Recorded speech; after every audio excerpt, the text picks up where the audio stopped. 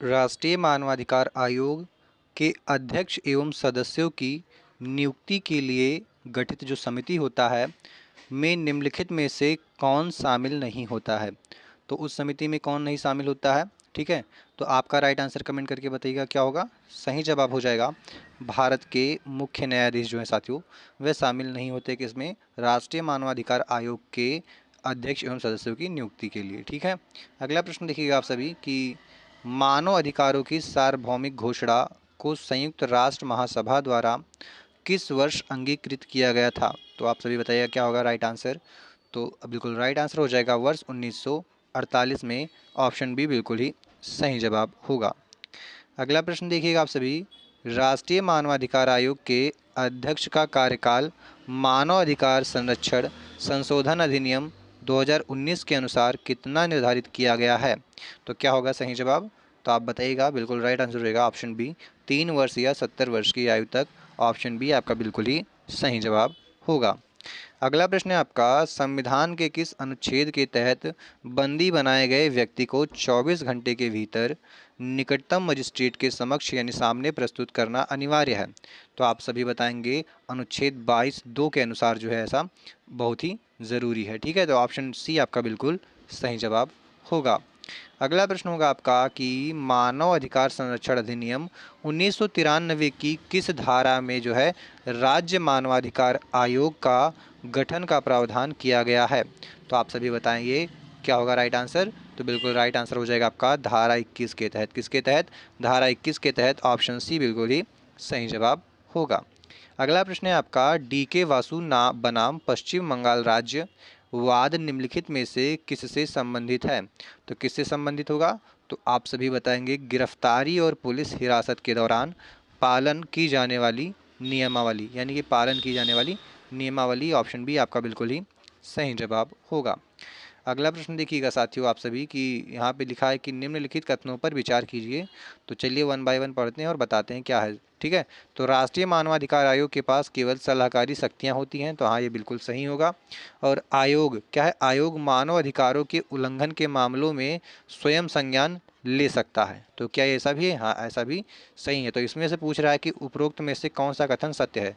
तो आप बताएंगे दोनों ही, ऑप्शन 1 और 2 दोनों ही सही है, ठीक है। अगला प्रश्न देखिएगा आप सभी, ध्यान दीजिएगा।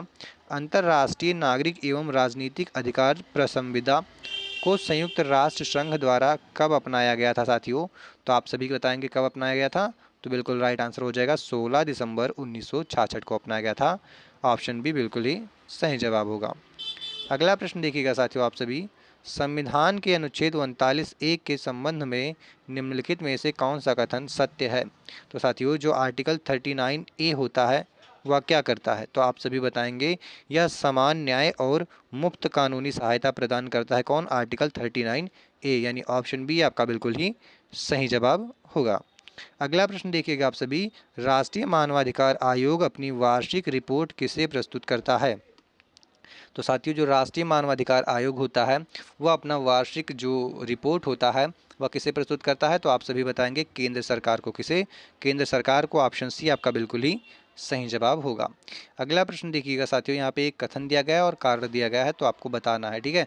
तो राज्य मानवाधिकार आयोग केवल उन्हीं विषयों पर जांच कर सकता है जो राज्य की सूची एवं सवर्ती सूची में आते हैं। ये हमारा कथन दिया गया है, ठीक है।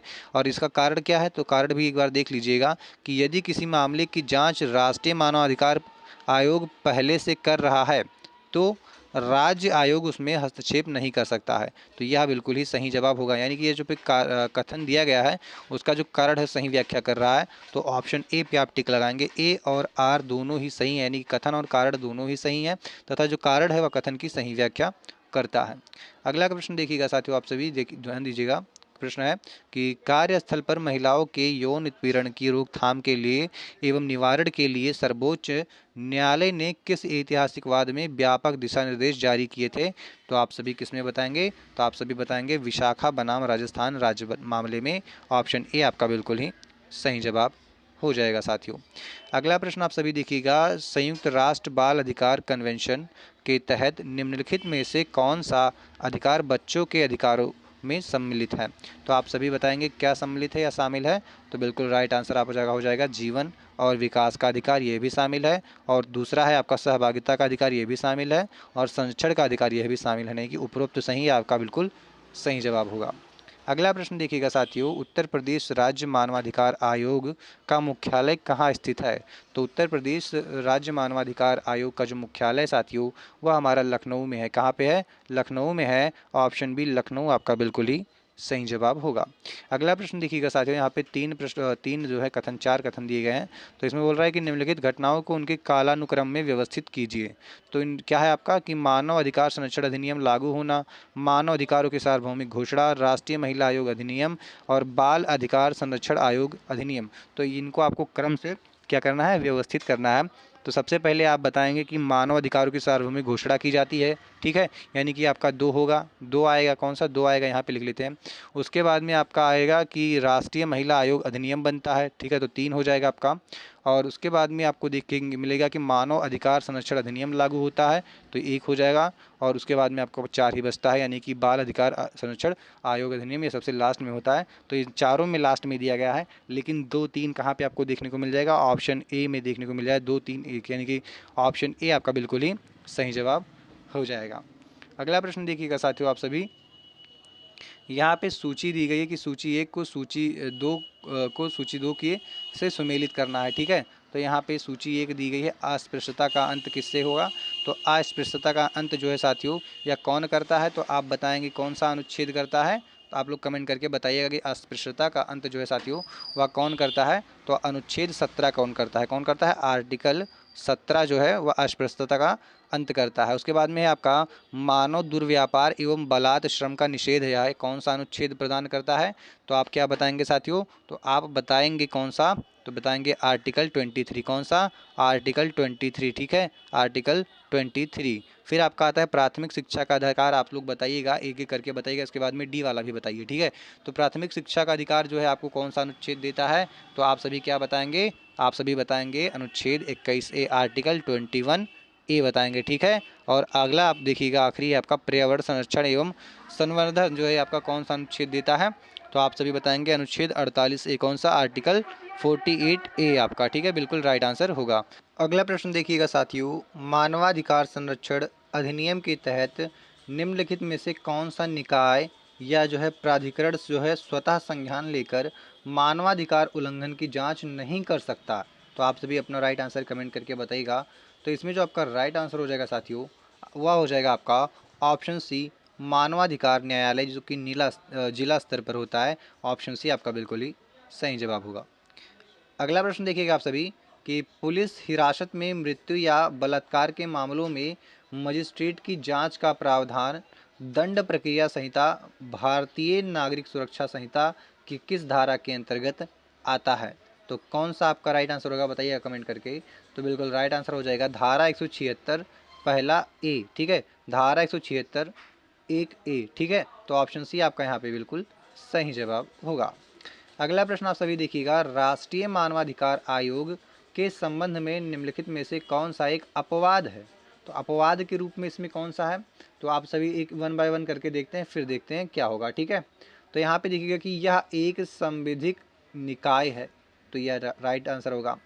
यह एक संवैधानिक निकाय है, ठीक है, यह एक संवैधानिक निकाय या कॉन्स्टिट्यूशनल निकाय है, तो यही आपका एक अपवाद हो जाएगा। इसके पास सिविल कोर्ट की शक्तियाँ प्राप्त होती है, बिल्कुल सही है।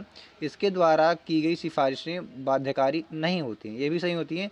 बट ये कभी कभी क्या होता है, या देखिएगा यहाँ पे एक कभी कभी क्या होता है, संवैधानिक निकाय इसको माना गया है और कभी कभी क्या होता है एक संविधिक माना गया है, ठीक है। तो यहाँ पे क्या होता है, अपवाद हो जाता है। तो आप बी को लगाएंगे, ऑप्शन बी आपका बिल्कुल राइट आंसर होगा। अगला प्रश्न है, एमनेस्टी इंटरनेशनल का मुख्य उद्देश्य क्या है साथियों। तो एमनेस्टी इंटरनेशनल का जो मुख्य उद्देश्य है वह है संपूर्ण विश्व में मानवाधिकारों की रक्षा और वैश्विक जागरूकता को फैलाना। ऑप्शन बी आपका बिल्कुल ही सही जवाब होगा।